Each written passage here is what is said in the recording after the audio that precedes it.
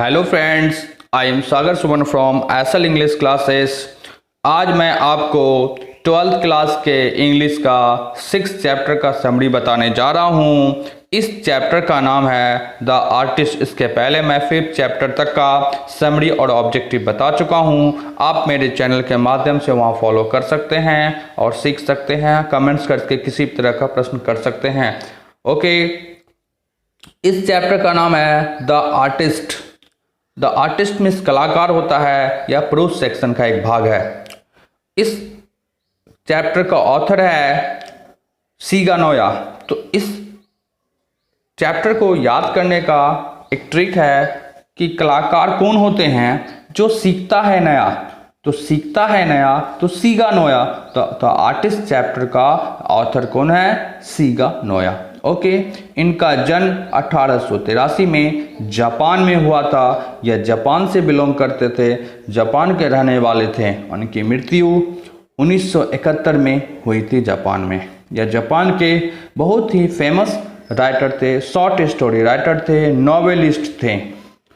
चलिए बिना समय गवाए मैं आपको प्रत्येक पैराग्राफ का हिंदी और डिस्क्रिप्शन करूँगा। कृपया मुझे फॉलो करें और ध्यान से सुने।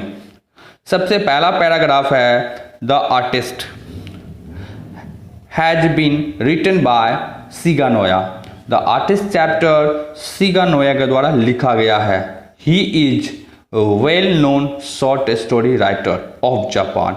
वह जापान के एक लघु कथा लेखक हैं, एक अच्छे जानकार के रूप में। द स्टोरी सोच, यह स्टोरी दिखाता है कि हाउ एडल्ट्स क्रश टैलेंट, कैसे एक गार्जियन पेरेंट्स अपने बच्चे के टैलेंट को कुचल देते हैं। इस स्टोरी के माध्यम से बताया गया है। सेबई इस स्टोरी में एक बालक रहता है, 12 साल का एक लड़का रहता है जो एक प्राइमरी स्कूल में पढ़ता है। Sebai a student of primary school. Sebai एक प्राइमरी स्कूल का एक विद्यार्थी है। वाज टैलेंटेड, जो कि एक टैलेंटेड लड़का था। ही स्पेंट हिज टाइम, वह अपना समय इन कलेक्टिंग गोट्स, वह अपना समय लौकी को संग्रह करने में, इकट्ठा करने में बिताता था। वह एक लौकी प्रेमी था। लौकी को उससे बहुत प्रेम था। लौकी के साथ वह सोता था, लौकी के साथ रख के खाना खाता था, लौकी को वह स्कूल ले जाता था। वह किसी से कोई मतलब उसे नहीं था, वह लौकी से ही दोस्ती, लौकी ही उसका सब कुछ था। While all children played, सेबई used to collect goats in the city। जबकि सभी बच्चे लंच में या छुट्टी के समय खेला करते थे, तो सेबई used to collect goats in the city। वह शहर में गोट्स को, लौकी को कलेक्ट किया करता था, खोजा करता था, उसे जमा किया करता था। सो इसलिए ही knew the places where goats sold. वह सभी जगह जानता था जहां लौकी को बेचे जाते थे। नेक्स्ट पैराग्राफ है वन डे, एक दिन, he was going through a back street. एक दिन वह एक पीछे वाले गली से होकर गुजर रहा था। And he saw a cluster of goats. उन्होंने एक महिला को बहुत सारे लौकी के साथ देखा कि वह बेच रही थी। उन्होंने उससे लौकी लिया। एंड ही बाउट ए गोड। वह एक गोड खरीदा। कितना? 5 इंच का गोड खरीदा 10 सेंट्स में। एंड सिंस देन, जिस समय से वह खरीदा था उसी समय से ही never separated that gourds from him. वह अपने आप से उस गोड्स को अलग नहीं रखता था। जहाँ जाता था उस गोट्स को अपने साथ लेके जाता था। बट वन डे, एक दिन, he caught with the goats in his school, एक दिन वह अपने स्कूल में लौकी के साथ पकड़ा गया।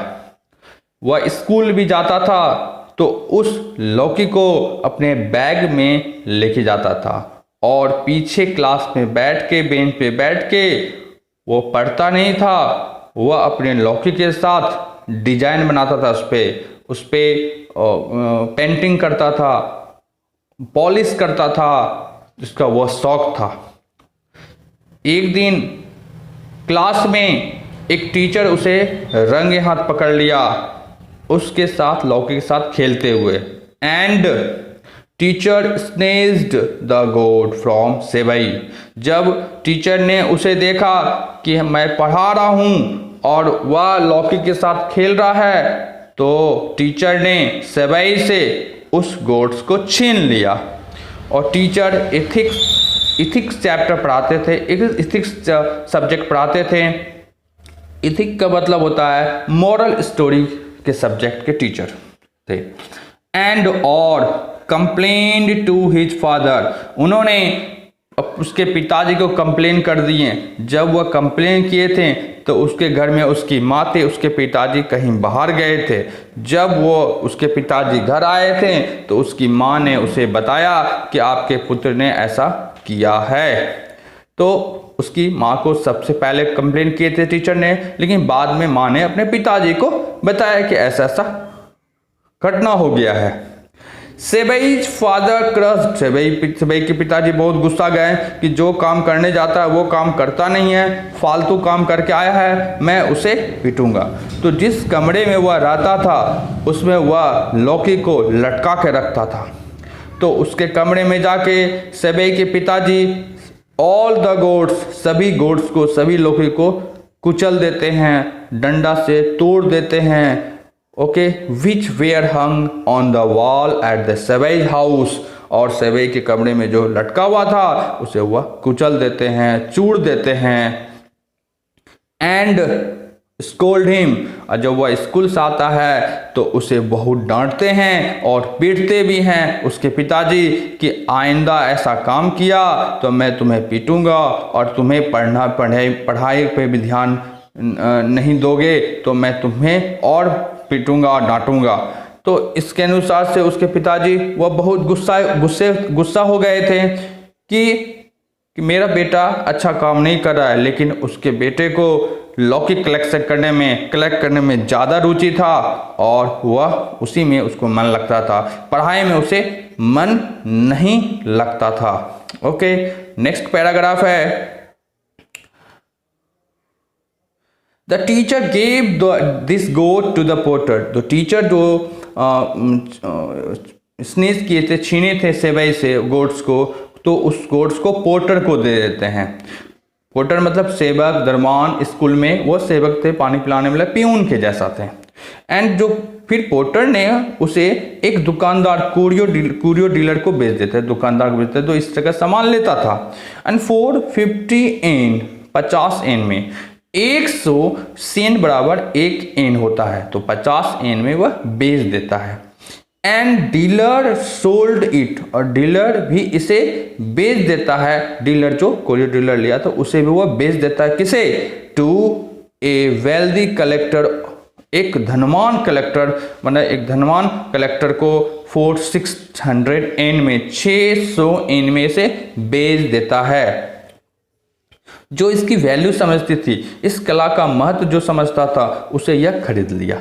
आपको मालूम है करोड़ों करोड़ में पेंटिंग बिकती है, जिसका जो वैल्यू समझता है वो उसे उसका दाम दे देता है। कुछ लोग को समझ में नहीं आता है, वो बोलता है फालतू चीज़ है, 10 रुपये के लायक नहीं है, और 1 करोड़ में ये खरीद लिया। तो यहाँ भी वेल्दी कलेक्टर उस वैल्यू समझा, उस लौकी पर डिजाइन का वो प्रशंसा किया, उसे पसंद आया, तो वो 600 एन में खरीदा।